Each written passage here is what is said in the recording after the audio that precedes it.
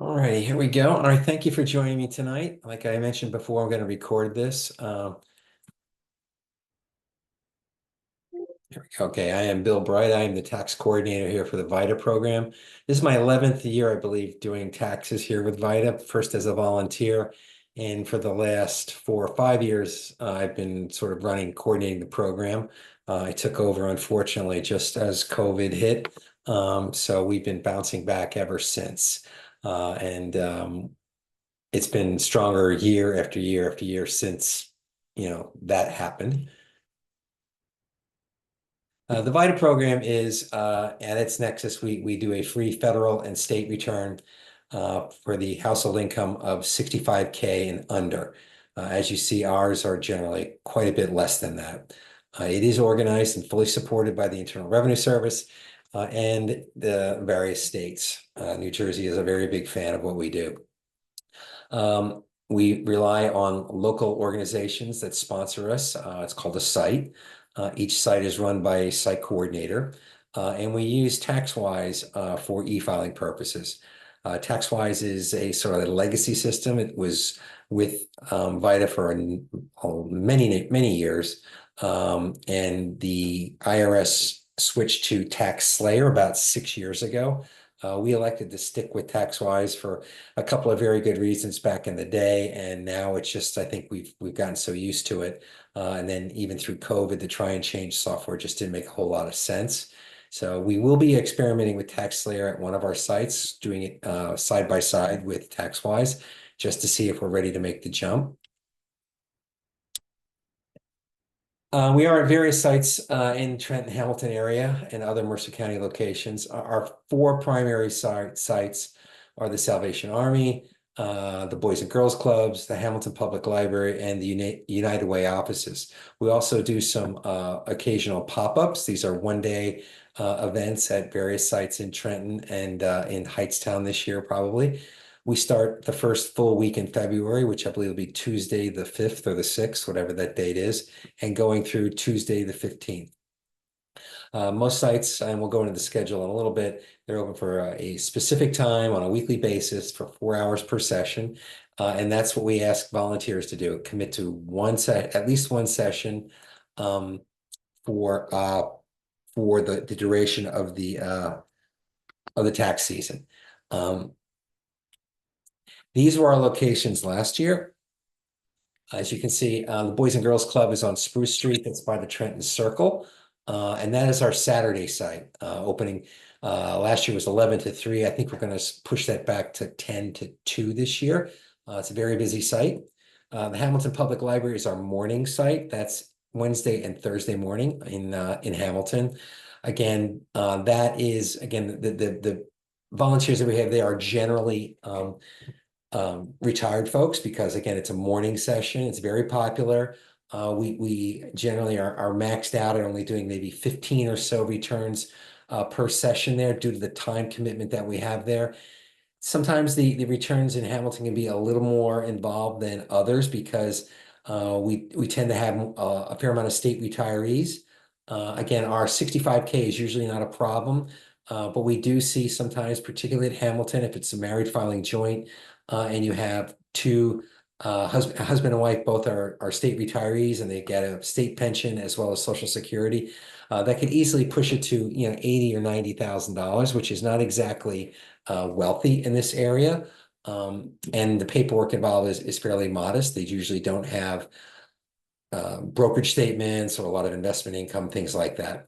The Salvation Army on East State Street in Trenton, that's where I usually am, Tuesday, Wednesday, and Thursdays from 12 to 4. It's right near the Trenton train station. This is a great site for us. There's a lot of parking, very safe. The staff there pretty much all speak Spanish, so that helps out a lot when we don't have one of our Spanish speakers with us. And then the United Way offices which are now on Quaker Bridge Road in Hamilton. We moved from Lawrenceville a year ago. And we are there Tuesdays, Wednesdays, and Thursdays. So that schedule's a little bit different there. We added a day in the evening, and that turned out to be a really good thing. We seem to have a fair amount of volunteers available in the evening from 5 to 8. Sometimes, unfortunately, that pushes out to 9 or thereabouts. The Boys and Girls Club on Spruce Street is again, like I said, it's a Saturday session. We generally it's very busy. Our first Saturday this past tax season, we did 50 returns in 4 hours, and that was a record at the time. Fast forward 9 weeks later, when we were closing it down, the last Saturday there, we did 90, and we turned 20 people away. Again, that's something that again, we had a lot of people there, but again, it was a little insane.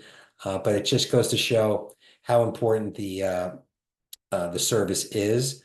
Unfortunately, we have to turn people away when obviously we have to shut it down eventually because you start to go a little crazy. Okay.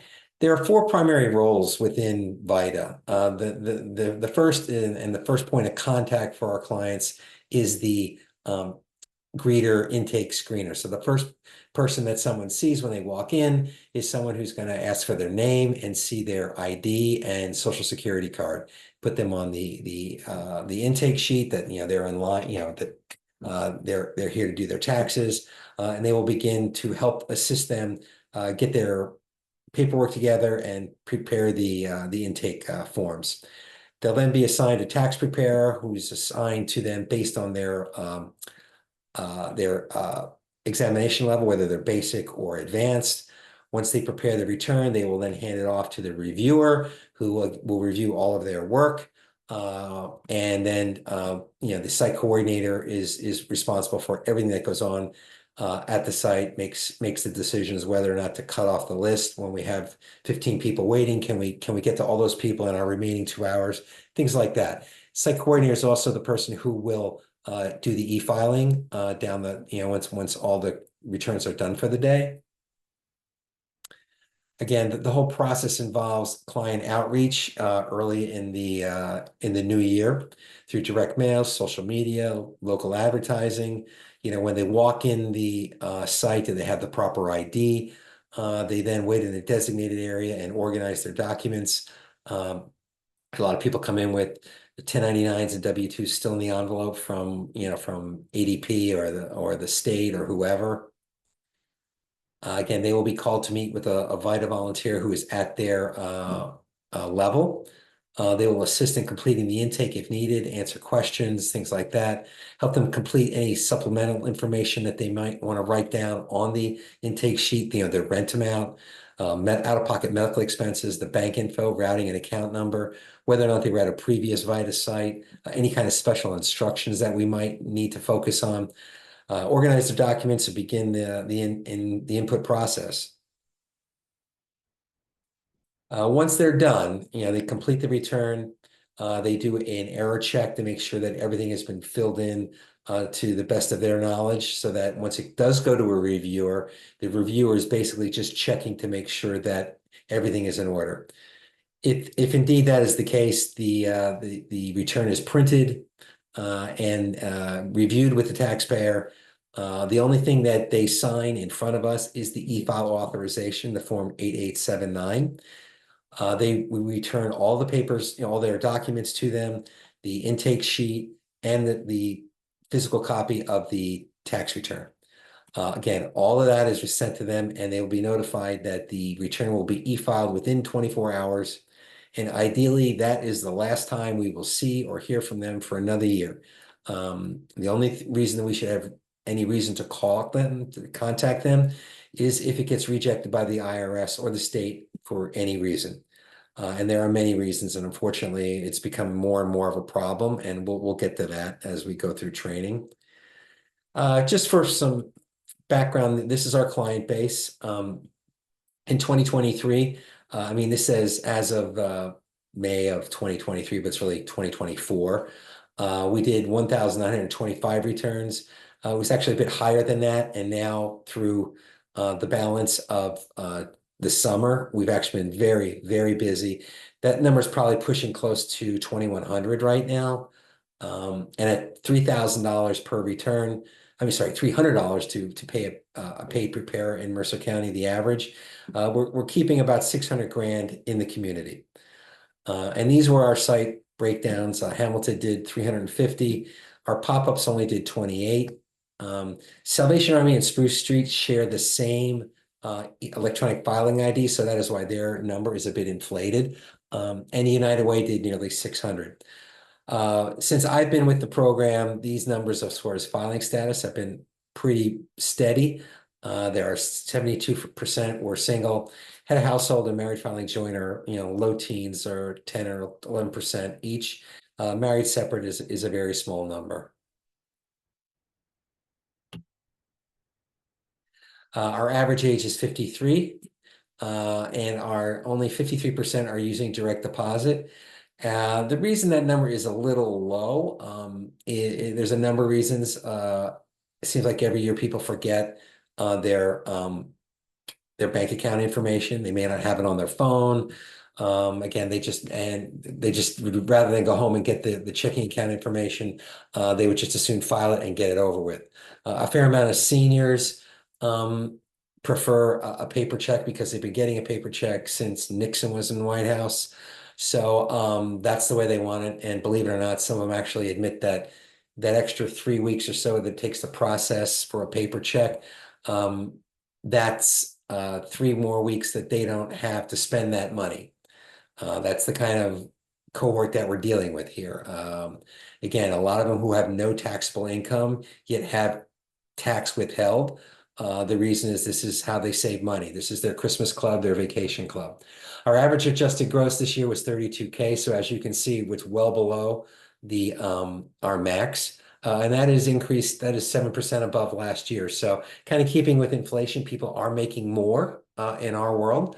Total federal refunds were a little over $2 million. The average across all of them was 845. The average against those who actually got a return or got a refund was $1,600, which was pretty close to what it was last year. And 470 taxpayers actually had a balance due with an average of $1,200. The reason this is happening more and more is since the Tax Act of, the 2016 tax law, by law, they're taking out less and less withholding tax. The theory being that it keeps more money in the taxpayers' hands for them to use during the year, rather than getting it all back to them, because it is their money after all, in March or April. That makes some sense as long as they have enough tax withheld, but a lot of people are kind of on the margins as far as having the proper amount of tax withheld. So unfortunately, particularly if they have multiple jobs, the W-4, the new W-4 does not seem to be helping these people anymore. The reality is most people, there's very few people in our cohort that can write a $1,200 check. So many of them are going on payment plans. That's the reality. Interesting side point here, unemployment, only 100 people reported unemployment last year. So again, more people are working, less unemployment. The earned income credit, which again, this is a big thing of what we do, only 350 taxpayers qualified. The average was $1,600. The child tax credit, again, you got to be head of household or married filing joint, and have with income be within the certain limits, and have qualifying children. Again, only 236 had those. So again, the lion's share of our returns are single people, so it's pretty straightforward. And you don't have to really worry about that. I mean, there is earned income credit for single taxpayers, but that's limited to a max of $600. So once we get rolling, and this will start in 2 weeks, the things that we're going to be doing is just basic principles of U.S. individual income tax law. We try not to get too deep in the weeds. We try and focus on the kind of stuff that we see day in and day out. We go through the tax return filing process, how to use our software TaxWise Online, which will come in more later in November when the new software is available. Once in November 1st, the IRS pretty much shuts down more or less as they prepare for the new season. So once the new version comes out, you will all get logins for the 2024 software. But again, a lot of stuff that we're doing now is based off 2023 in PowerPoints and information and the stuff that we use. The good news is nothing has really changed in our cohort for the year. The law is pretty much the same. The only thing that's really changed a bit is adjustments for inflation. So that's where we like to get started as early as we can so that we go through all the basics before the software is available.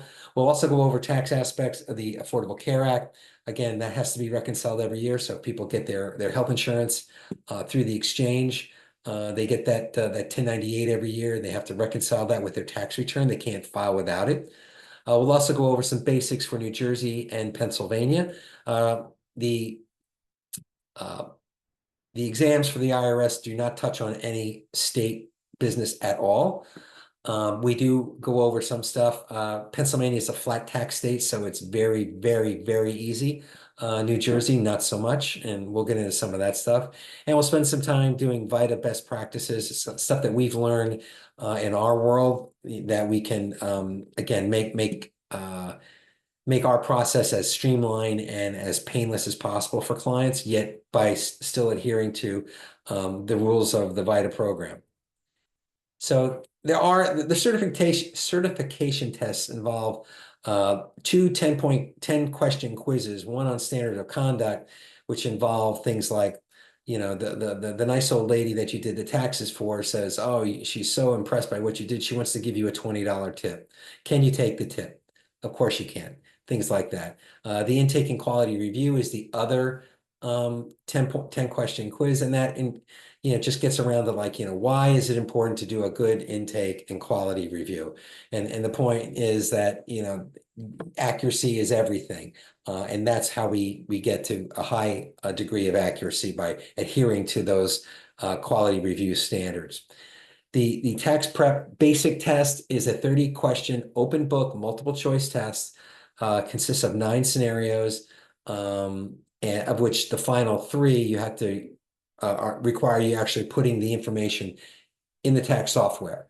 In almost all cases, I mean, they don't ask you all the details of the tax return. They'll ask you, how much child tax credit was generated? What is the total investment income? Things like that. Now for advanced, it's 35 questions, same thing, open book, multiple choice, and you do have to prepare 3 returns. Now, advanced, in addition to a few other more detailed questions about things like what kind of can this person claim this other person as a dependent based on all of these criteria. The 3 big areas that differ from the basic is the taxation of retirement income. The 1099s that we see almost in all instances will have a gross amount and a taxable amount. Well, what if they don't? Okay. And that's kind of where we get into that. It doesn't come up very often, but that is part of the advanced test. Reconciling the information for the Affordable Care Act, that takes advanced certification, and any kind of filing Schedule C for those that are self-employed. 95% of our self-employed people are Uber and Lyft drivers, or more. It seems like they're doing more and more the delivery business, DoorDash, Grubhub, Amazon, Walmart. A lot of these people are doing all that gig economy stuff, and unfortunately, those are the ones that are really getting hit the hardest with tax owed. So again, that's where the advance comes in. I encourage everybody to do the advance.